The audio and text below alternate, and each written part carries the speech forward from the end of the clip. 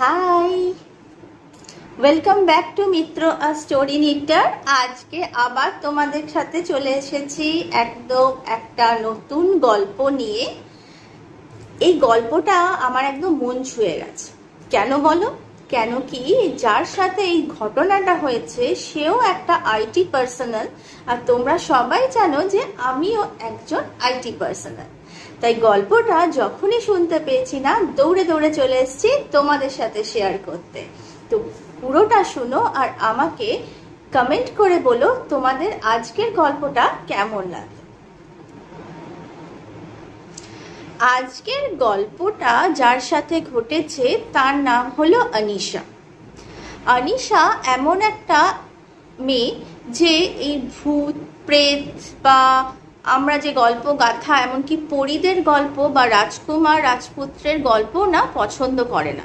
ও একদম একটা প্র্যাকটিক্যাল মেয়ে।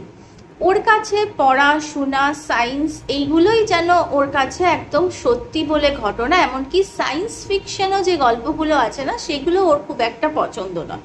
ও খুবই একটা প্র্যাকটিক্যাল মাইন্ডের মেয়ে। তো সেই অনিশার সাথেই ঘটে গেল এমন একটা ঘটনা, সেটা সে কখনোই কল্পনাতেও ভাবতে পারেনি। তো কি ঘটেছিল শোনো। অনিশা থাকতো একটা মেট্রোপলিটন সিটিতে। এবার ওই মেট্রোপলিটন সিটিতে যখন যারা আমরা জানো যে কাজ করে বাইরে, মানে ঘর থেকে দূরে থাকে, তারা হয় মেসে থাকে, না হয় মানে কতগুলো বন্ধু মিলে একটা ফ্ল্যাট নেয়, সেখানে থাকে। কিন্তু অনিশার এই অতি প্র্যাকটিক্যাল রিজনের জন্যই না কেউ খুব একটা ওকে মানে পছন্দ করতো না। আর ও খুব মুফার টাইপের ছিল, মানে কিছু একটা বললে পরে সবসময় ওর মানে রেডি অ্যান্সার, আর খুবই মানে রুড ভাবেও কথা বলতো জেনারেলি সবার সাথে। তো সেটা অনেকেই পছন্দ করে না। অনেকে কেন, কেউই পছন্দ করবে না। সবসময় তোমার মুখে মুখে কেউ তর্ক করছে বা তুমি কিছু একটা ভালোভাবে কথা বললে তোমাকে যদি রুডলি কেউ অ্যান্সার দিচ্ছে, তো ও ওরকম একটা মেয়ে ছিল। তো তাই জন্য ওর কি হতো, ওর কারোর সাথে পড়তো না বলে ও একটা আলাদা ফ্ল্যাট নিয়ে একটা জায়গায় থাকতো। এবার যারা আমরা জানো এরকম এমএনসি গুলোতে কাজ করি বা অন্য কোনো জায়গায় হয়তো হয়, কিন্তু যেহেতু আমি এমএনসি রিলেটেড জানি তাই বলছি। তো ওখানে না ক্যাব সার্ভিস প্রোভাইড করা হয়। তো ক্যাব সার্ভিসে ক্যাবের যে লোকেরা, মানে ক্যাবগুলো কি করে, এক একটা জায়গা থেকে এক একটা লোককে নেয়, নিয়ে তারপরে অফিসে ছাড়ে, আর সেম ওয়েতে যখন আসে আবার এরকম ফিরতে ফিরতে যায়। তো যেরকম বললাম, অনিশা তো একটা জায়গায় থাকতো। ওর একটা মানে ফ্রেন্ড বলবো না, ওর তো মানে এমনই রুড টাইপের ছিল। ওর সেরকমভাবে কোনো ফ্রেন্ড তো ছিল না, কিন্তু ওর অফিস কলিগ একজন ছিল তামান্না বলে, সে মেসে থাকতো অন্য জায়গায়। তো ওদের যে ক্যাবটা না ওরকমভাবে প্রথমে মনে হয় অনিশাকে তুলতো, তারপর আরও কটা মেয়েকে নিত, তো এবার তামান্নাকে নিত, নিয়ে আবার অফিসে ড্রপ করতো, আবার অফিস থেকে নিয়ে এসে যে যার বাড়িতে ড্রপ করতো। তো একদিনে এরকমভাবে যখন ফিরছে, তখন তামান্না অন্য একটা ফ্রেন্ডকে বলছে, অন্য একটা অফিস কলিগকে বলছে, জানিস আমি একটা জায়গায় গেছিলাম আমার একটা ফ্রেন্ডের বিয়েতে, তো ওখানকার একটা এমন গল্প শুনলাম না। তখন ও বলছে কি, তো অন্যরা তো খুব এক্সাইটেড, বলছে তামান্নাকে যে কি হয়েছে বলো বলো। তখন বলছে যে আমি যেই জায়গাটায় গেছিলাম সেটা হলো পুনে আর গোয়া। এই যে ট্রেন লাইনটা আছে না, ওর মাঝখানে একটা ছোট্টখাটো একটা শহরতলি বা সিটিতে, মেট্রোপলিটন সিটি না, কিন্তু একটা মানে গোছানো শহর থেকে একটু দূরে এরকম একটা জায়গায়ও গেছিল। তো তামান্না বলে যে খুবই সুন্দর জায়গাটা, খুবই মজা করলাম। বলো আরে বলো না তুমি কি শুনেছো, কি হয়েছে। বলছে আমি যখন ওখানে গেছিলাম, ওখানে শুনলাম যে ওই যে স্টেশনটা আছে, স্টেশনের নামটা আমি এখানে মেনশন করছি না, কেন কি ঘটনাটা একদম রিসেন্টও না। কেন কি আইটির যে মানে যে কাজ করে সেইটা কিন্তু অনেক দিন আগের দিকেই চলছে ব্যাপারটা।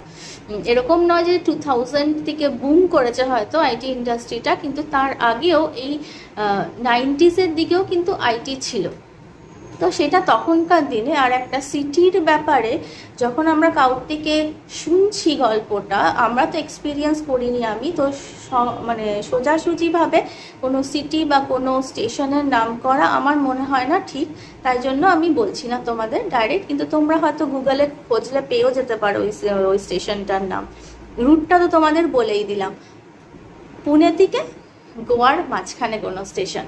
তো যাই হোক, তো ওই তামান্না বলছে যে ওই স্টেশনটাতে ব্যাপারে আমি একটা অদ্ভুত জিনিস শুনলাম জানিস, ওখানে নাকি যখন রাত্রির 12টা থেকে 1টার মধ্যে যেই ট্রেনগুলো হয় পুনে থেকে গোয়া যাচ্ছে বা গোয়া থেকে পুনে যাচ্ছে বা মাঝখানেও যাচ্ছে, ওই স্টেশনটাকে ক্রস করছে, তখন ওখানকার সবাই ওই ট্রেনের সব জানলা দরজা বন্ধ করে দেয় ওই স্টেশনটা আসার আগে। তো অন্যরা বলছে কেন কেন কি হয়েছে, তখন বলছি কেন কি ওই স্টেশনটার ওখানে নাকি একজন কোনো পেতনি ঘোরে, আর যদি কেউ আর কি ওই ইয়েটা খোলে আর কি, মানে স্টেশনের স্টেশন বলছি ট্রেনের কোনো জানলা যদি খোলা থাকে ওই পেতনিটা নাকি ভেতরে ঢুকে যায়, এরকম মান্যতা আছে। তখন সবাই বলছে বাবা, কেউ কেউ ভয় পাচ্ছে, কেউ কেউ অবিশ্বাস করছে, অন্য যে 2-1জন আরও যারা ছিল ক্যাবে। এবার আনিশা প্রথমে শুনেই ও বলল, প্রথমেই ওর একটা মানে নেগেটিভিটি চিন্তা, ও বলছে কি এরকম হতেই পারে না, তুই মিথ্যে কথা বলার জায়গা পাস না, যেরকম বললাম ও খুবই রুড টাইপের ছিল। তখন তামান্না বলছে যে তোর সাথে তো আমি কথা বলছি না, তুই কেন শুনছিস, বলে তুই সবাইকে মিথ্যে মিথ্যে কথা বলবি আর আমি সেটা শুনবো নাকি। তখন বলছে দেখ আমি যাদের বলছি তাদের তো অসুবিধা হচ্ছে না শুনতে, মানে এরকমভাবে 2-1টা কথা কাটাকাটি হয়। কারণ আনিশা তো ওর কথা মানে খুবই বিশ্বাস তো করেই না, তো সেদিনকে ওরা নেমে যায়। পরদিন আবার যখন ওঠে অফিস যাওয়ার সময়, এবার অন্যদের মধ্যে কেউ কেউ ওই কথাটা প্রসঙ্গটা তোলে, তখন ওই তামান্না বলছে আরে হ্যাঁ আমি তো এটাই শুনেছি, ও যেরকম বলছে, তখনও আনিশা ওরকমই মানে একটা রিয়াকশান দেয়। তো তামান্না না প্রচণ্ড বিরক্ত হয়। এবার আবার সেদিনকে যখন ফিরছে তখন এবার আনিশা নিজেই খোঁচা মেরে ওকে হয়, কিরে তোর ভূতের কি খবর, এরকমভাবে কথা বলে। তখন এবার আনিশা তামান্না খুব রেগে যায়, ও বলে কি তোর এতই যখনই, চল আমি তোকে চ্যালেঞ্জ দিচ্ছি, যা তো গিয়ে ওখানে একটা দিন এরকম ট্রেনে যখন যাবি জানলা ফাল্লা তুলে বসে একদিন দেখিয়ে আয় তো আমাকে, তাহলে আমি তোকে 10,000 টাকা দেবো। তখন আনিশা বলছে কি ও 10,000 টাকা দিবি, ঠিক আছে ঠিক আছে, আমি তো এরপরে ছুটি যখন হব সত্যিকারেই যাব। এরকমভাবে মানে খুব রুডলি একটা কথাবার্তা হয়। তখন এবার যেমন বললাম তামান্না আগে নামে আনিশা পরে নামে। তো তামান্না যখন নামছে ওর কি হঠাৎ মনে হয় ও নেমে গিয়েও না পরে ফিরে আসে, ও ভাবে যে আনিশা যা রুড আর যা একরোখা মেয়ে হয়তো সত্যিই চলে গেল ওখানে, তারপর কিছু হয়ে গেলে সবাই তো আমাকেই বলবে যে আমি চ্যালেঞ্জ দিয়েছি, ওর হয়তো এটা মনে হয়েছে। তো ও এসে আনিশাকে বলে যে কি বলে না না আমি কোনো চ্যালেঞ্জ ফ্যালেঞ্জ দিচ্ছি না, তোকে যেতেও হবে না কিছু না, আর এটা এখানেই ভুলে যা, ঠিক আছে আমি আর এই ব্যাপারে আর কোনো কথাই বলবো না। এবার আনিশা তো মজা পেয়ে যায় এটা জিনিসটা, ও বলে কেন হয়ে গেল তোর চ্যালেঞ্জ নেওয়া, তুই তাহলে স্বীকার কর যে তুই মিথ্যে কথা বলছিলি।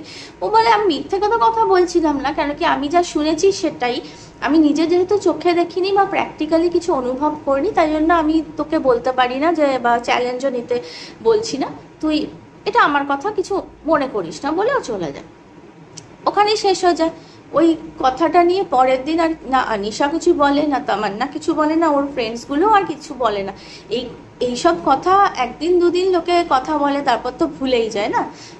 কিন্তু আনিশার মাথার মধ্যে কিন্তু ওটা চলতে থাকে, মানে ও এতই প্র্যাকটিক্যাল মাইন্ডেড, ও ভাবতে থাকে যে আমি না এটা দেখিয়ে দেবো লোককে, যে লোকরা এত বুজরুগিতে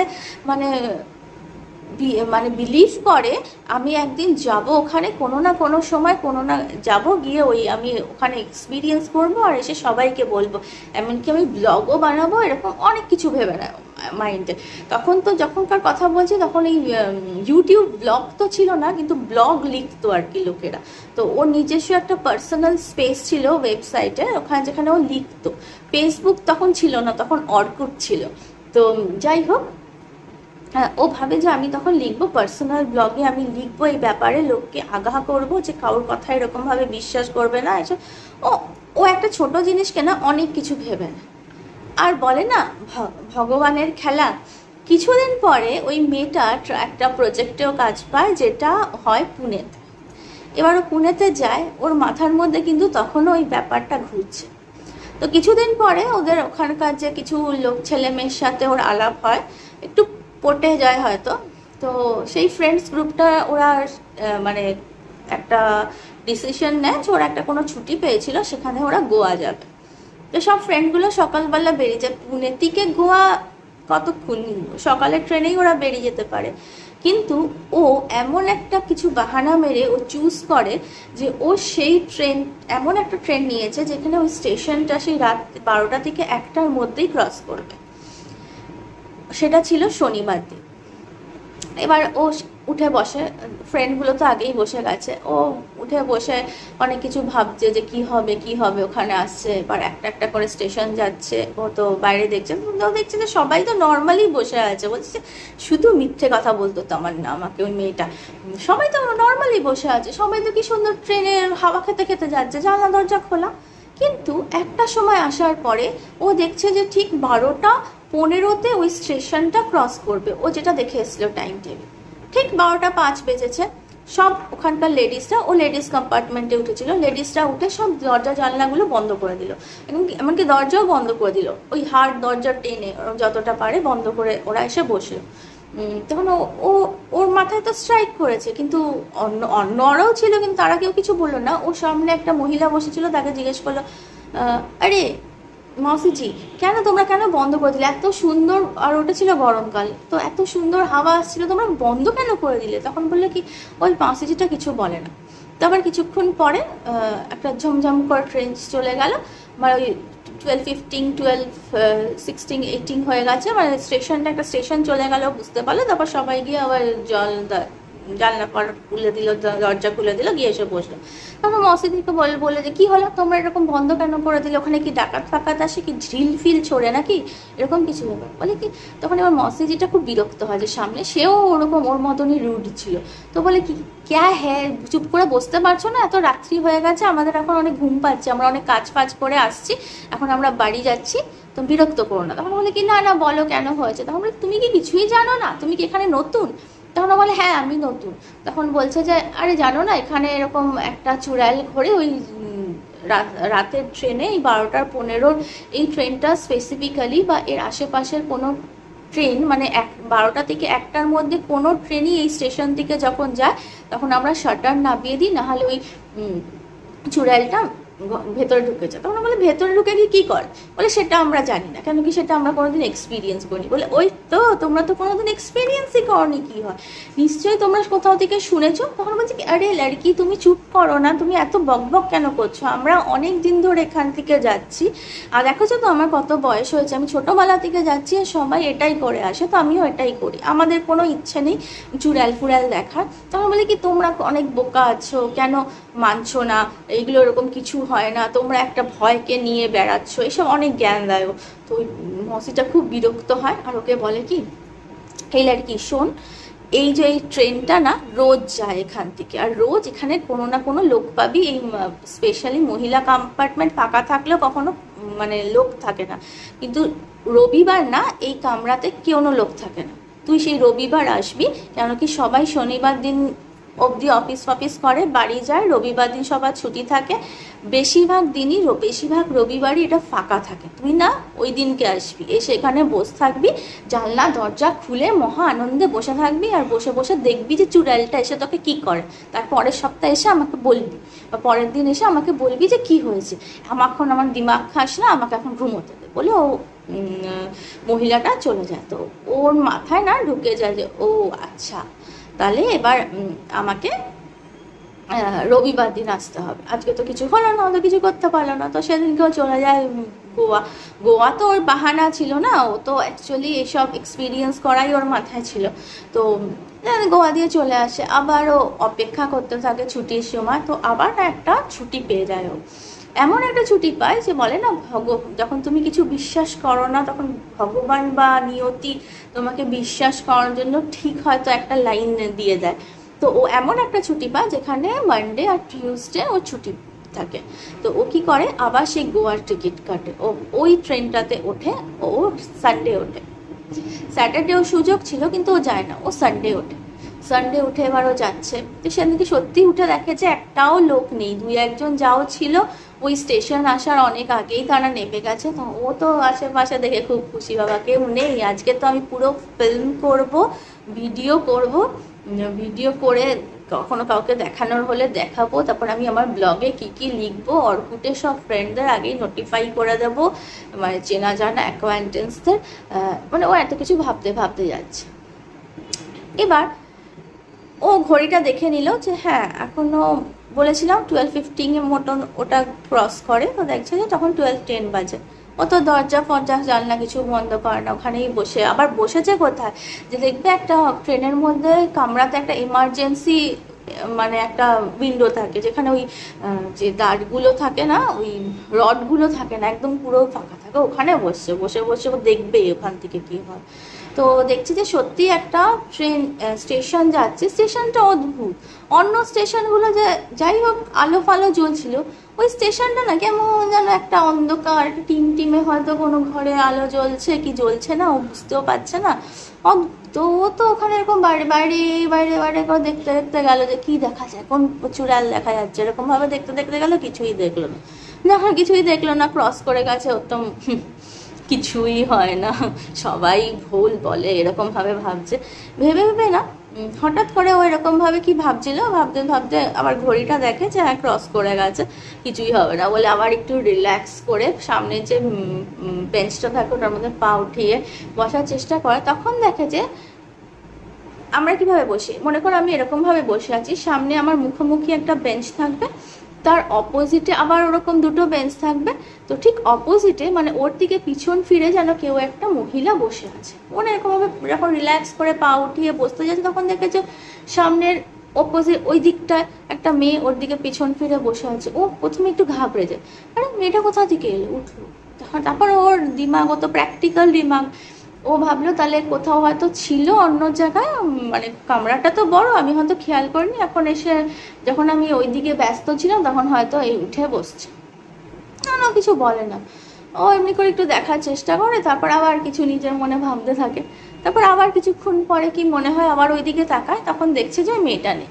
তখন ওই যখন নেই তখন ও একটু এদিক ওদিক এরকমভাবে, আমরা হয় না যে কিছু একটা খোঁজার জন্য এরকম এরকম করে দেখছি, যখন এরকম এরকম করে দেখছি তখন ওর পেছন থেকে কেউ একজন বলে মুঝে ঢুঁড় রহি হো। ওর না পুরো বুকটা ছ্যাত করে ওঠে, বললো কি হলো ব্যাপারটা, আর অদ্ভুত একটা ঘর ঘর আওয়াজ। তখন ও কিছু বলে না, ও জাস্ট এরকম স্টার্ন হয়ে এরকম করে তাকায়। তখন ওর লোম খাড়া হতে শুরু করেছে আওয়াজটা শুনে। তখন ও আবার ওই জিনিসটা যে মেয়েটার একটা মেয়ের গলা, যে মুঝে ঢুঁড় রহি হো, তখন ও তো কিছু বলে না। তখন ও জাস্ট মুখ থেকে বলে কন কন। তখন বলে আরে তুমি ভুলে গেছো, তুমি তো আমাকে দেখার জন্যই, মানে ও হিন্দিতে বলে মারাঠি টানে, যে তুমি তো আমাকে দেখার জন্যই অত দূর থেকে আসছে। তখন ও বলছে মানে क्या बोल रही हो तुम। বলে আরে আমি সব জানি, আমাকে দেখার জন্য আগেও অনেকে চেষ্টা করেছে, কাউকে আমি দেখা দিইনি, কিন্তু তোমার যখন এত আর্জ হয়েছে, মানে ও মারাঠিতে বলছে তোমার যখন এত আর্জ আমাকে দেখার জন্য, তাই তো আমি এসছি। তখন ওর মনে হলো ওর সামনে থেকে না কিছু একটা হাওয়া, যেন একটা ঠান্ডা কনকনে হাওয়া ওর কানের পাশ থেকে গিয়ে ও দেখলো যে হঠাৎ করে ওই যে দরজাটার সামনে একটা কিছু অ্যাপিয়ার হয়ে গেল, মনে হলো একটা ব্ল্যাক শ্যাডো টাইপের, বড় বড় চুলালা। ওখান থেকে আবার আওয়াজটা আসছে, জানতে চাও আমার কি ঘটনা। তখন ও তো কিছু বলছে না, ওর তো হয়ে গেছে ওখানে। বলছে আচ্ছা তোমাকে আমি বলবো না, দেখাবো, দেখো বলে এরকম ভাবে জাস্ট কি হয়ে গেল, ও মানে ওর দিমাগে কিছু হয়ে গেল কি, ও নিজে হ্যালুসিনেট করতে থাকলো যে অনেক দিন আগে একটা খুব ভিড় অনেক দিন আগে বলবো না, সেটা তো বুঝতে পারছে না। ও দেখছে যে একটা ভিড় ট্রেনের মধ্যে সব মহিলারা গুতোগুতি করে উঠছে, তখন একটা বউ আর একটা বড় উঠছে। তো ট্রেনটা চলতে শুরু করেছে, বরটা উঠে গেছে, বউটা এরকমভাবে হাত বাড়িয়েছে যে আমাকে ওঠাও, এরকমভাবে ওঠাতে গিয়ে বরটা ওকে টেনে ওঠায়, কিন্তু কিছুক্ষণ পরে না ইচ্ছে করে দেখায় যে বরটা ছেড়ে দেয়, মানে ওকে জাস্ট মার্ডার করে, মানে ফেলে দেয় ট্রেন থেকে, আর ওর পুরো গলাটা কেটে দেয়। আর গলাটা কেটে ওর মুখের যা বিভৎস অবস্থা সেটা দেখে ওর এত ভয় লাগে যে ওখানে একটা ওর মনে হয়েছে যে ও একটা মনে হয় কিছু চিৎকার শুনলো, ব্যাস তারপর আরও কিছু মনে নেই। পরদিন সকালে ট্রেনটা যেখানে লাস্ট যাওয়ার ছিল সেখানে গেছে, গিয়ে ওকে নাকি লোকেরা দেখেছে যে একটা মহিলা কামরায় ফাঁকার মধ্যে একটা মেয়ে ওরকমভাবে পড়ে আছে পুরো অচৈতন্য অবস্থায়। প্রথমে তো ভাবে যে ওর বোধহয় চুরি ঠুরি গেছে, তারপর ওকে মুখে জল ঠল দিয়ে ওখানকার যে রেল হসপিটাল ওখানে ভর্তি করা হয়। তারপর ও দেখে যে না, ওর কিছু চুরি ঠুরি যায়নি। তারপরে ওকে বলে যে কি হয়েছে, কিন্তু ওর নাকি আর কোনো সাহস হয়নি তাদের কিছু বলার জন্য। তো ও ওখান থেকে আবার ব্যাক করে, যে ও তো জানতো পুনেতে, তো ওর পুনে যেখানে রেসিডেন্সিয়াল সেখানে ও ব্যাক করে ও ওই প্রজেক্টটা চেঞ্জ করার জন্য চেষ্টা করতে থাকে। তো তখন তো ওয়ার্ক ফ্রম হোমের কনসেপ্ট অত ছিল না, তো অনেক চেষ্টা ফেষ্টা করে ও প্রজেক্টটা চেঞ্জ করে আবার back to the metropolitan city, যেখানে ও ফার্স্টে বিলং করতো, ওখানে আসে। এবার আর এসে ও আর মানে ওর মধ্যে একটা আমূল পরিবর্তন। ওর যে সেই রুডনেস ছিল, যেটা প্র্যাকটিক্যালনেস ছিল না, ওটা ও অনেকটাই পোলাইট হয়ে গেছে। মানে সবাই দেখে খুব আশ্চর্য হয় যে ও এত পোলাইট কি করে হয়ে গেল, কিন্তু ও কখন ওই ব্যাপারটা নিয়ে কিন্তু ও তখনও কিছু আলোচনা করেনি। তারপরে ও খুঁজে খুঁজে এমন একটা মেসে ওঠে যেখানে ওই তামান্নারা থাকতো। তারপরে একদিন নাকি এরকম গল্প চলে, তামান্না আর যে ওই মেয়েগুলো ওরা তো ওখানেই থাকতো তখনও, তো ওদের নাকি পুরো ঘটনাটাও বলে যে এরপর থেকে আমি মানে সত্যি আমি বিশ্বাস করলাম। তখন তো সবাই ওকে বলে যে হ্যাঁ দেখুন, পজিটিভনেস আছে, পজিটিভ এনার্জি আছে, ভগবান আছে, অমনি নেগেটিভ এনার্জিও আছে। তোমার এত অবিশ্বাস, এত বিশ্বাস করলে তো ভগবানও পায়, আর তোমার এত অবিশ্বাস দেখে মানে যেটা বলে আর কি। তো যাই হোক, ওর কাছে ওই এক্সপিরিয়েন্সটা একটা মারাত্মক এক্সপিরিয়েন্স ছিল, আর ও যে এত প্র্যাকটিক্যাল ছিল, এইসব একদম বিলিভ করতো না, সেরকম মেয়েও কিন্তু বিলিভ করতে লেগেছিল।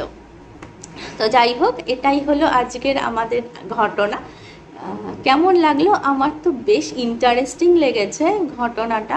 তোমরাও শুনলে, তোমরা যদি ওই স্টেশনটার নামটা খুঁজে পাও আমাকে কমেন্ট করে বলো, ঠিক আছে?